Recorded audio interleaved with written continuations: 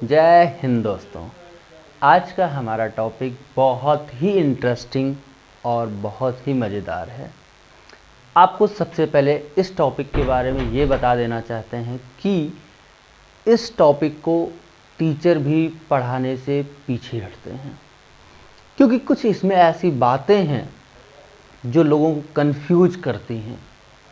लेकिन आज हमारा चैलेंज है आपकी सारी कन्फ्यूज़न चुटकियों में दूर हो जाएगी और आपके मन में ऐसा कोई सवाल नहीं होगा जो इस डेरिवेशन को लेकर आपके मन में आने वाला है।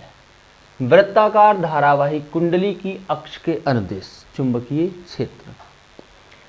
आज हम एक वृत्ताकार कुंडली लेंगे। उस कुंडली की अक्ष पर, क्योंकि पिछली वीडियो में आपने देखा होगा कि कुंडली के केंद्र पर हमने चुंबकीय क्षेत्र ज्ञात किया था, जो बड़ी आसानी से ज्ञात हो गया था, बहुत छोटा सा डेरिवेशन था। और क्लास 12th में अगर मैग्नेट की बात करें तो ये एक ऐसा डेरिवेशन है जिसमें बच्चे बड़ा कंफ्यूज होते हैं। तो आज आपकी सारी कंफ्यूजन को दूर करते हुए इस डेरिवेशन को हम स्टार्ट करने वाले हैं और इस बात का चैलेंज करते हैं कि आपको इस डेरिवेशन में अब दोबारा कभी कोई प्रॉब्लम नहीं आएगी। तो चलिए स्टार्ट करते हैं। सबसे पहले हमें लेना होगा एक धारावाही चालक तार। ये हमने चालक तार ले लिया और इस चालक तार को ऐसे मोड़ दिया और मोड़ करके एक वृत्त के आकार को इसका रूप दे दिया। अब इस वृत्ताकार कुंडली को हमें बोर्ड पे भी बनाना है, लेकिन वृत्ताकार कुंडली को हम बोर्ड पे दो तरीके से बना सकते हैं। कैसे? एक तो ऐसे रख करके इसको ऐसे लाइन खींच दें, लेकिन यदि हमें इसे इस बोर्ड के ऊपर इस तरह बनाना हो, यानी कि ये जो कुंडली है ये बोर्ड के ऐसे लंबवत रखी हो ऐसे, तब हमारे लिए प्रॉब्लम हो जाएगी। अच्छा, इस बात को हम कैसे समझते हैं, आइए जान लेते हैं बच्चों। सबसे पहले कि चूंकि हमें कुंडली के केंद्र पर, मध्य बिंदु पर जहां इसका केंद्र होता है, वहां पर चुंबकीय क्षेत्र तो ज्ञात नहीं करना। चुंबकीय क्षेत्र यहां केंद्र पर ज्ञात करने का फॉर्मूला तो हम निकाल चुके हैं, लेकिन अगर बात की जाए अक्ष की तो हम जानते हैं दो अक्ष होते हैं, एक एक्स अक्ष और एक वाई अक्ष। ये जो केंद्र से एकदम पृथ्वी के क्षैतिज में जो अक्ष गुजरता है ऐसे, यानी कि ये हमारा क्षैतिज होता है और ये होता है ऊर्ध्वाधर। यानी कि हम कहें कि अगर यहाँ पर एकदम बीचों बीच में हम केंद्र माने तो केंद्र के एकदम क्षैतिज में ये हमारा अक्ष होगा। पटरी हमारी कौन होगी? अक्ष होगी। और ऐसे पटरी को बीच से सीधा कर दें तो ये हमारा एक्स एक्सिस था, ये हमारा वाई एक्सिस है। हमें किस अक्ष पे निकालना है? एक्स अक्ष पे चुंबकीय क्षेत्र का मान ज्ञात करना है। किसके कारण? इस धारावाही कुंडली के कारण। तो चलिए स्टार्ट करते हैं, आगे बढ़ते हैं। तो यहाँ पर हमें अगर ऐसे बनाना होता तब हमें वो बिंदु जो इसके अक्ष पे दिखाना है वो यहाँ पर लेना पड़ेगा, यानी कि बोर्ड के बाहर कहीं लेना पड़ेगा। और बोर्ड के बाहर हम कोई बिंदु ले तो सकते नहीं, इसलिए इस कुंडली को बोर्ड पे कुछ ऐसा बनाना चाहिए कि ताकि हम वो अक्ष भी इसी बोर्ड पर दिखा सकें। इसलिए हमें कुंडली को इस प्रकार दिखाना होगा। कुंडली को इस प्रकार दिखाने के लिए हम कैसे बनाते हैं, आइए देखते हैं। सबसे पहले अगर हम कुंडली को एकदम से वृत्ताकार बना दें, ऐसे वृत्ताकार बना दें, तो केंद्र इसका यहाँ होगा और केंद्र से इसका जो अक्ष आएगा वो एकदम सीध बाहर आएगा। लेकिन हमें सीध में बाहर तो दिखा नहीं सकते कोई बिंदु, इसलिए इस कुंडली को कुछ ऐसा शेप देना पड़ेगा, हमें कुछ ऐसी आकृति देनी पड़ेगी कि ताकि कुंडली का अक्ष भी बोर्ड पर दिखाया जा सके। तो इसके लिए हम कुंडली को ऐसा बनाने का प्रयास करते हैं। अब अगर हम कुंडली को ऐसा बनाने का प्रयास करते हैं तो कुंडली का जो आकार होगा बच्चों वो कुछ अंडाकार होगा। कैसा होगा? अंडाकार होगा।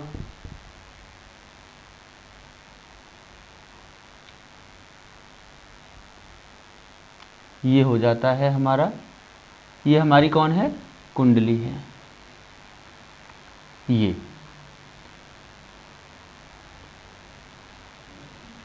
ये हमारी कुंडली हो जाती है।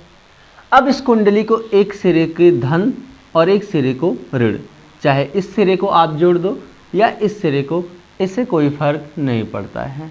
तो चलिए हम मान लेते हैं कि हमारा एक सिरा इसमें से धन सिरा है और एक सिरा हमारा कौन सा है? ऋण सिरा है बच्चों। अब अगर हमने इसे धन से जोड़ दिया तो इस कुंडली में धारा इस तरह इस तरह इस तरह आगे बढ़ती हुई ऋण पे आकर समाप्त हो जाएगी। अब यहाँ पे हम पहले इसका अक्ष दिखा देते हैं। अब आप यहाँ पे अक्ष दिखाने के लिए सबसे पहले इसको हम इधर से ये और ये हमने दिखा दिया। ये हमारा कुंडली का एक्स एक्सिस है, जैसे मैंने पटरी के माध्यम से आपको बताया कि ऐसे अगर हम इसको बनाते हैं तो ये देखो पटरी का एक हिस्सा आप पूरा देख पा रहे होंगे, लेकिन एक हिस्से को सामने ये आ जा रहा होगा और वही चीज़ यहाँ पे है। तो हमें पटरी का कुछ हिस्सा दिखाई नहीं देता, तो यहाँ पे ये जो हमारा अक्ष है इसका कुछ हिस्सा हमें दिखाई नहीं दे रहा है। तो चलिए आगे बढ़ते हैं। अब मान लेते हैं कि इस कुंडली का जो मध्य बिंदु था वो कौन था? ओ था। और कुंडली की जो त्रिज्या थी, कुंडली की जो त्रिज्या थी वो त्रिज्या कितनी थी बच्चों? मान लेते हैं कैपिटल आर था। और कुंडली के केंद्र से इसके अक्ष में हमने एक्स दूरी पर एक बिंदु पी ले लिया और इसी बिंदु पी पर हमें इस कुंडली में बहने वाली धारा के कारण चुंबकीय क्षेत्र का मान ज्ञात करना है। ठीक है, तो जैसा कि मैंने कुंडली को इस प्रकार बना रखा है, इस प्रकार, और कुंडली का अक्ष इधर ही जा रहा होगा, पटरी के माध्यम से हम समझ सकते हैं।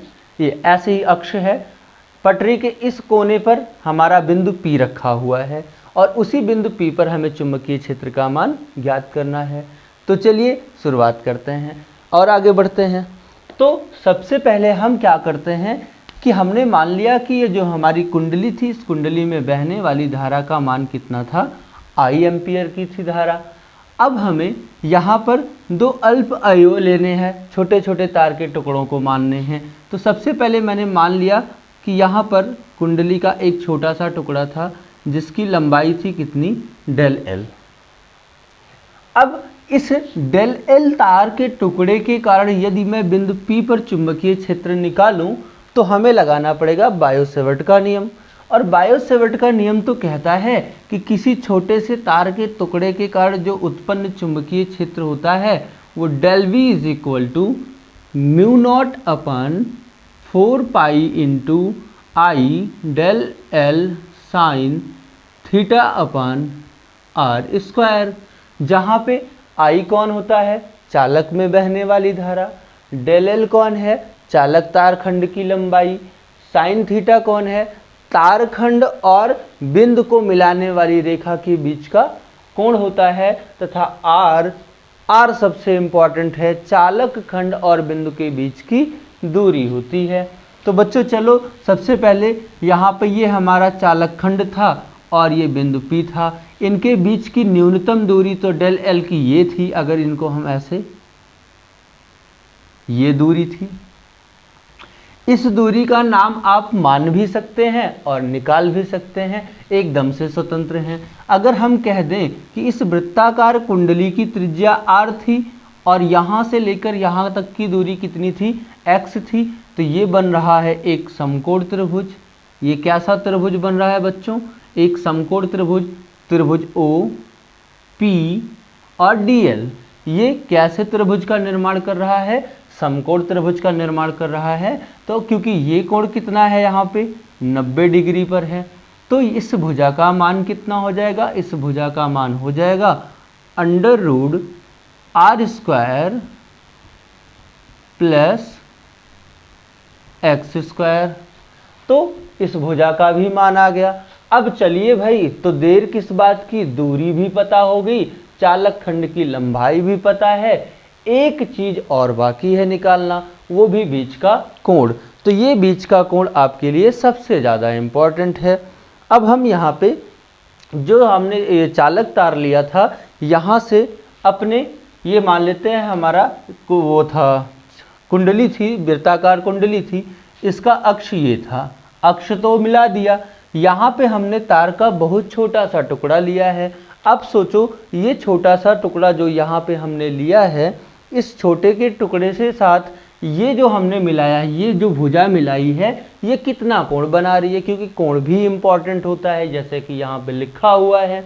और बायो सेवर्ट ने तो ऐसे साफ साफ करके बता दिया था भैया कि ये हमारा यदि चालक तार है और ये चालक तार का खंड है और बिंदु यहाँ पे आपने लिया, तो इस खंड और मिलाने वाली रेखा के बीच की कोण की जो थीटा होता है, इसकी जाके भी अनुक्रमानुपाती, जैसा कि यहाँ पे साइन थीटा लिख भी रखा है। तो अब तो इम्पॉर्टेंट हो ही जाता है कि भैया ये जो चालक खंड का जो टुकड़ा आपने यहाँ पे छोटा सा टुकड़ा सेलेक्ट किया है, इस छोटे से टुकड़े के साथ ये पटरी, ये जो आपके अक्ष पर जाकर मिल रही है, ये देखो ये पटरी जो अक्ष पे जाकर के मिल रही है, ये इस छोटे से टुकड़े के साथ कितना कोण बना रही है। अब यहाँ पे बात कर लेते हैं, मान लेते हैं कि जो यहाँ पे हमने टुकड़ा लिया था, वो टुकड़ा किस प्रकार था भाई, ऐसे मान लेते हैं, ये टोपी है हमारे मार्कर की, ऐसे छोटे से टुकड़े को मान लेते हैं, यहीं से तो हमने अक्ष को मिलाया है ऐसे। अब सोचो कि अगर मैं इस तार को छोड़ दूं और ये टुकड़ा ले लूं, अभी टुकड़ा ले लिया तो यहाँ पे देखो टुकड़े के साथ ये कितना कोण बना रहा है, ये देखो किधर भी हम इसे पटरी को घुमा दें तो कितना कोण है बताओ। ऐसे मार्कर भी आप लेकर के इसे देख सकते हैं, ये देखो, समझते हैं इस बात को। ये ऐसे ही मान लेते, यहाँ पे जो छोटा सा टुकड़ा लिया, ऐसे तो वृत्त ऐसे सर्कल रूप में था, एक बार फिर से देख लेते हैं। ऐसे यहाँ पे हमने एक छोटा सा टुकड़ा लिया था, ये मान लेते हैं वो छोटा सा टुकड़ा हमारा पेन है। अब सोचो कि हमने इस टुकड़े को यहाँ से मिलाया था, अब इसे हम अगर तार को छोड़ देते हैं और टुकड़े को लेते हैं, तो टुकड़े और इस पटरी के साथ कितना कोण है, देखो भाई खुद से देखो कितना कोण है। ये ऐसे ही तो था ना, ऐसे कहीं भी लेके जाओ इसे, इधर भी कितना कोण बना रहा है, तो आप कहेंगे सर 90 डिग्री बना रहा है। तो यही कोण हमें बताना है। तो यहाँ पे इस छोटे से टुकड़े के साथ ये वाली रेखा कितना कोण बना रही है, 90 अंश का कोण बना रही है। तो चलिए लगा देते हैं बायो सेवर्ट का नियम। चलिए भाई, तो डेल एल लंबाई के कारण कहाँ पर, बिंदु P पर चुंबकीय क्षेत्र, बिंदु P पर चुंबकीय क्षेत्र। चूंकि तार का टुकड़ा छोटा सा लिया है तो चुंबकीय क्षेत्र भी थोड़ा ही होगा।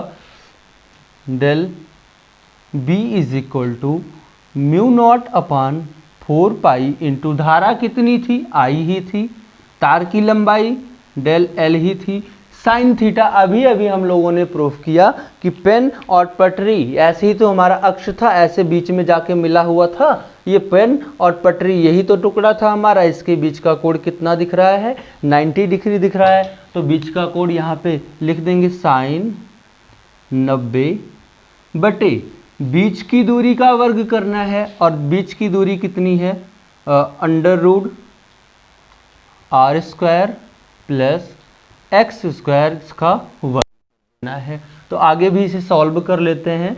Del V is equal to mu naught upon 4 pi into I del L sine 90 का मान 1 बटे इसका वर्ग करेंगे, रूट हट जाएगा, r square plus x square. अब इस छोटे से टुकड़े के कारण यहाँ पर तो हमने चुंबकीय क्षेत्र ज्ञात कर लिया, इस छोटे से टुकड़े के कारण चुंबकीय क्षेत्र का मान हमारा ये आ गया। लेकिन चुंबकीय क्षेत्र एक सदिश राशि होती है बच्चों, और जो सदिश राशि है, सदिश राशि में तो दिशा दिखानी बड़ी इंपॉर्टेंट है। आइए दिशा भी दिखा लेते हैं भाई, धारावाही वृत्ताकार लूप को उठा करके। चलिए यहाँ पे हमने जो टुकड़ा लिया था, इस छोटे से टुकड़े को ऐसे ही थोड़े से टुकड़े को ऐसे पेन की तरह वो टुकड़ा रहा होगा। पेन तो बहुत बड़ी है लेकिन वो टुकड़ा छोटा रहा होगा। फिलहाल छोटे बड़े से कोई फर्क नहीं पड़ता यहाँ पे। तो हमने ऐसे ही टुकड़ा लिया था। अब यहाँ पे हम चुंबकीय क्षेत्र की दिशा को ज्ञात करने के लिए दाएं हाथ की हथेली का नियम लगा देते हैं। चलिए दाएं हाथ की हथेली का नियम क्या कहता है समझते हैं। अब यहाँ पे हमने देखा कि धारा इस तरह बह रही है, तो जिस तरफ धारा है हम उस तरफ इस पेन की टोपी को लगा देते हैं, या टोपी को निकाल करके ही हम इसे दिखा देते हैं। भाई ये इधर की तरफ धारा देखो, नोक इधर की तरफ निकली है, धारा भी इधर की तरफ ही बह रही है, यानी कि हमारा जो हाथ होगा वो किधर होगा, ऐसे इधर की तरफ होगा। और हमें चुंबकीय क्षेत्र किस दिशा में निकालनी है, आगे की तरफ निकालनी है, तो ऐसे ही हम हाथ को दिखा सकते हैं। ठीक है ना, मतलब ये अंगूठा दिखाएगा, ये देखो अंगूठा क्या बताता है, धारा की दिशा। तो जिस दिशा में धारा थी मैंने उधर कर दिया अंगूठा, और ये चारों अंगुलियां उस दिशा को बताती हैं जिधर हमें चुंबकीय क्षेत्र ज्ञात करना होता है। तो ये देखो हमने ऐसे रखा, और जब देखा कि हमें तो ऐसे नीचे जाना था, ऐसे नीचे जाना था, देखो ऐसे नीचे जाना था, तो ये देखो धारा अंदर की तरफ है और हमें ऐसे नीचे की तरफ यहाँ पर चुंबकीय क्षेत्र है। एक बार फिर से देखो, धारा की दिशा अंगूठा दिखा रहा है, ये धारा की दिशा दिखा रहा है। अब ऐसे ही अगर नीचे जाके यहाँ पे चुंबकीय क्षेत्र ज्ञात करना हो तो चुंबकीय क्षेत्र की दिशा हथेली की धक्का देने की तरफ, यानी कि नीचे की तरफ होने वाली है। अर्थात इस तार में अगर यहाँ पे धारा ऐसी होगी तो इस बिंदु पर चुंबकीय क्षेत्र तो इस चालक तार के ठीक लंबवत, क्योंकि ऐसे हथेली रखो यहाँ पे, ये ऐसे हथेली जब रखेंगे तो हथेली के लंबवत ठीक नीचे की तरफ होती है, तो ऐसे दिखा सकते हैं चुंबकीय क्षेत्र की दिशा। अब बोलोगे सर जी कपिया में तो ऐसा नहीं है, किताबिया में तो ऐसा नहीं है, तो उसमें क्या है, यहाँ पे धारा की दिशा धन सिरा इधर कर दो और ऋण सिरा इधर कर दो। अब धारा इधर से निकलेगी, इधर की तरफ जाएगी। जब धारा की दिशा बदल जाएगी बच्चों तो ये ऐसा हो जाएगा, और इस बार हमें ऐसा अंगुली को ऐसा रखना पड़ेगा क्योंकि इस बार धारा की दिशा बदल गई। अब हमें चुंबकीय क्षेत्र अगर यहाँ पे ज्ञात करना होता तो यहाँ ऊपर लंबवत ऊपर की तरफ होती, लेकिन नीचे जाके ऐसे ज्ञात करना। ये देखो धारा इस बार मैंने इधर ले ली, तो ऐसे जाके नीचे ज्ञात करना है। तो इस स्थान पर चुंबकीय क्षेत्र क्या होगा, ठीक लंबवत बाहर की तरफ। आइए चुंबकीय क्षेत्र की दिशा दिखा देते हैं। चलो ये ठीक लंबवत, ये बाहर की तरफ। किससे लंबवत होगी, इससे लंबवत होगी। ये लंबवत हमने बाहर की तरफ दिखा दिया। और चुंबकीय क्षेत्र निकाला कितना है, डेल बी। तो चलिए इसकी तो जरूरत अब नहीं है। ये मान कितना आ गया आपका, डेल बी आ गया। तो अब क्या करते हैं कि ये चुंबकीय क्षेत्र ना तो क्षैतिज में है और ना ही ऊर्ध्वाधर में है, तो इसे दो घटकों में बांट लेते हैं। एक तो ये क्षैतिज घटक और एक ये ऊर्ध्वाधर घटक। अगर हम ये कोण मान ले अल्फा है, यानी कि क्षैतिज के साथ इस रेखा का जो झुकाव है वो कितना है, अल्फा है, तो ये कोण भी आपका कितना हो जाएगा, ये वाला भी कितना हो जाएगा, अल्फा हो जाएगा। आप इसे भी निकाल सकते हैं क्योंकि हम जानते हैं बच्चों ये कोण कितना है, 90 डिग्री है, और दूसरा ये कोण कितना है, 90 डिग्री है। इनमें ये शामिल है, इनमें ये शामिल है, यानी कि ये दोनों कोण आपस में क्या होंगे, बराबर होंगे। आप इसे निकाल भी सकते हैं। आपको मैं जानकारी के लिए इतना ही बता सकता हूँ कि अगर हमने ये कोण अल्फा माना है तो ये कोण भी अल्फा के क्या होता है, बराबर होता है। तो आइए इसके क्षैतिज और ऊर्ध्व घटकों को हम आसानी से ज्ञात कर लेते हैं। तो अगर मैं यहाँ से एक अभिलंब खींचूं और यहाँ से एक अभिलंब इधर खींचूं तो ये कोण अल्फा है, तो हमारा जो ऊर्ध्व घटक आएगा, आपको घटक निकालना हमने सिखाया था, ऊर्ध्व घटक आएगा डेल बी कॉस थीटा, और ये आएगा आपका डेल बी साइन थीटा। चलो भाई, तो इस तार के छोटे से टुकड़े के कारण इस बिंदु पर जो चुंबकीय क्षेत्र आया, इसका ऊर्ध्व घटक डेल वी कॉस थीटा और क्षैतिज घटक आया डेल वी साइन थीटा। अब हम ऐसे ही एक सममित टुकड़ा यहाँ पर भी लेते हैं, दूसरी तरफ भी एक छोटा सा टुकड़ा मान लेते हैं और इसे भी मिला देते हैं बिंदु से। और अगर इस भुजा की लंबाई √r² + x² थी तो इसकी भी बीच की दूरी उतनी ही होने वाली है। अब यहाँ पे देख लेते हैं कि अगर हमने वृत्ताकार लूप को लिया था और धारा की दिशा को क्या मान रखी थी, ऊपर जो धारा की दिशा थी, अभी मैंने बताया कि मैंने पलट दिया धन और ऋण को, तो धारा की दिशा तो ऐसी थी। अगर ऊपर धारा की दिशा इस तरफ आपकी तरफ है तो ऐसे धारा आ रही होगी, ऐसे, यानी कि नीचे जो धारा की दिशा होगी वो विपरीत होगी, ऊपर इधर होगी और नीचे इस दिशा में धारा की दिशा होगी। और धारा की दिशा अगर इस दिशा में हुई तो यहाँ पर देखो, ये धारा की दिशा नीचे किधर है, भीतर की तरफ है। अगर भीतर की तरफ है बच्चों तो हाथ को ऐसे रखना पड़ेगा, अंगूठा उधर होना चाहिए। अगर इधर करेंगे तो धारा इधर होनी चाहिए, लेकिन धारा तो उधर है, तो अंगूठा हमें किधर करना होगा, इस तरफ करना होगा। और यहाँ पे ऐसे रखेंगे। इस बार हमें बीच में ही तो जाना है, इसके अक्ष पे, यहाँ से किधर जाना है, ऐसे इसके अक्ष पे जाना है। तो यहाँ पर जब यहाँ से ऐसे आगे बढ़ेंगे ये, तो यहाँ पे हमारा चुंबकीय क्षेत्र की दिशा क्या होने वाली है, ये देखो, धारा तो भीतर की तरफ, ऐसे यहाँ पे निकालना है तो इसके लंबवत ठीक नीचे की तरफ, अर्थात जो चुंबकीय क्षेत्र होगा इसके लंबवत नीचे की तरफ होगा। तो चलिए भाई, इसको भी दो घटकों में बांटते हैं। अगर ये कोण अल्फा था तो ये कोण भी कितना होगा, अल्फा ही होगा। इसका जो क्षैतिज और ऊर्ध्व घटक होगा ये इसका हुआ और ये उसका हुआ। अगर ये कोण अल्फा, तो जैसे ये अल्फा था वैसे ये भी अल्फा हो जाएगा। जैसे इसका ऊर्ध्व घटक कितना था, डेल वी कॉस थीटा, इसका भी क्षैतिज क्या हो जाएगा, डेल वी साइन थीटा। अब यहाँ पे हम देखते हैं कि डेल वी कॉस थीटा और डेल वी कॉस थीटा परिमाण में बराबर लेकिन दिशाओं में विपरीत हैं, इसलिए ये ऊर्ध्व घटक इस ऊर्ध्व घटक को नष्ट कर देगा और बचा कौन, सिर्फ डेल वी साइन थीटा। और इसी डेल वी साइन थीटा के कारण बिंदु P पर चुंबकीय क्षेत्र उत्पन्न होने वाला है। तो जो चुंबकीय क्षेत्र होगा इसमें आपको लिखना पड़ेगा कि डेल वी कॉस थीटा तथा डेल वी कॉस थीटा परिमाण में बराबर लेकिन दिशाओं में विपरीत हैं, इसलिए एक दूसरे को नष्ट कर देते हैं। बिंदु P पर जो भी चुंबकीय क्षेत्र है वो सिर्फ क्षैतिज घटक के कारण उत्पन्न होता है। तो पूरी कुंडली के कारण बिंदु P पर उत्पन्न चुंबकीय क्षेत्र, तो दोनों पक्षों का करेंगे समाकलन, यह हो जाएगा डेल V = μ0 4 पाई,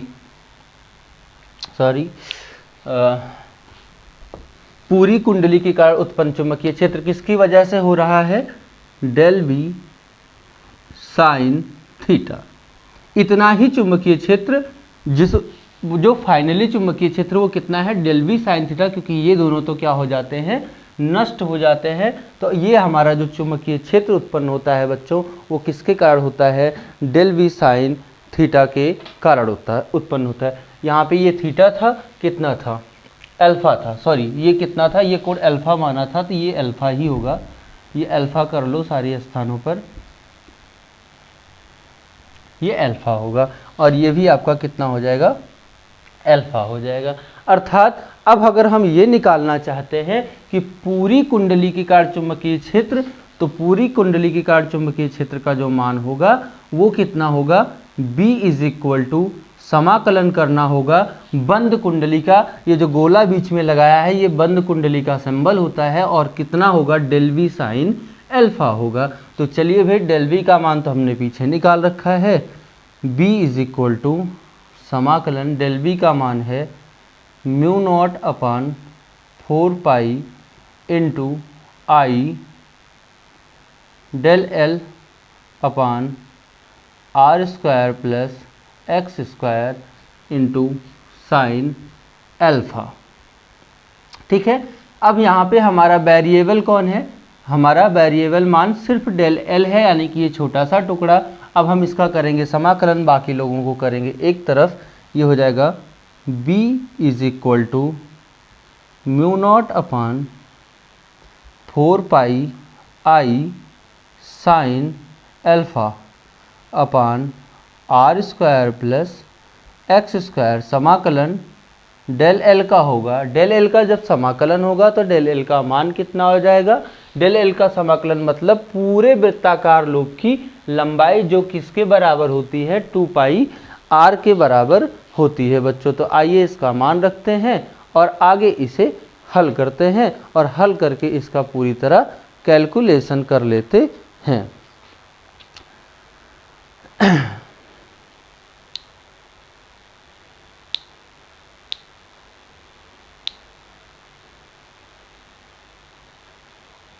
चलिए, तो इसका मान रखते हैं। सबसे पहले इसे पूरा कैलकुलेट करेंगे और तो ये हो जाएगा b is equal to mu naught upon 4 pi I upon r square plus x square sine alpha का मान हम इस समकोण त्रिभुज से निकाल सकते हैं। इस समकोण त्रिभुज से हम साइन अल्फा का मान निकाल सकते हैं। हम जानते हैं साइन अल्फा बराबर होगा लंब बटा कर्ण। इस कोण के लिए लंब होगा r और कर्ण का मान होगा under root r square plus x square. तो साइन अल्फा के स्थान पे क्या रखने वाले हैं? r upon under root r upon under root के अंदर r square plus x square. आगे हल करेंगे। हमें डेल एल का मान निकालना था। डेल एल का जब समाकलन करेंगे तो पूरी परिधि की लंबाई आ जाएगी और पूरी परिधि की लंबाई होती है 2 पाई आर कैपिटल। ठीक है, अब इसके बाद का कैलकुलेशन, आपका उत्तर आपके साथ। म्यू नॉट लिख दिया। आर से कोई कैंसिल होने वाला है भाई, आर से आर तो कैंसिल नहीं होने वाला, तो आर का मान आपको तो रखना ही पड़ेगा। आइए आर का मान हम यहाँ पे रख देते हैं और आर का मान रख करके आगे का कैलकुलेशन पूरा करते हैं। तो mu naught I R square, pi से पाई कैंसिल हो जाएगा, ये 2 से 4 कैंसिल हो जाएगा, यानी कि अब ऊपर लिखने के काबिल कुछ नहीं बचा। यहाँ पे बचा 2 इंटू, यहाँ पे r square plus x square की घात 1/2 है, यहाँ पे r square plus x square की घात 1 है। गुणा में घातें जुड़ जाती हैं, इसकी घात 1, इसकी घात 1/2, घात मिला के 1 धन आधा बराबर 1.5 और 1.5 का मतलब 3/2 होता है। अर्थात ये हो जाएगा r square plus x square की घात 3/2 और ये आपका आ जाता है फॉर्मूला कि किसी वृत्ताकार लूप की अक्ष पर चुंबकीय क्षेत्र का मान। बच्चों, अगर आपको इसमें कोई डाउट हो, कहीं पे कोई प्रॉब्लम हो, तो आप हमसे कमेंट सेक्शन में कमेंट करके बता सकते हैं। हमारे YouTube चैनल पे क्लास 9th, 10th, 11th और 12th की फिजिक्स की सारी क्लासें सेव है। यदि आपके इर्द गिर्द कोई भाई बहन दोस्त हो तो आप मेरा वीडियो से शेयर करें और हमारा साथ दें। और अगर चैनल पे नए हो तो प्लीज़ चैनल को सब्सक्राइब करें। जय हिंद।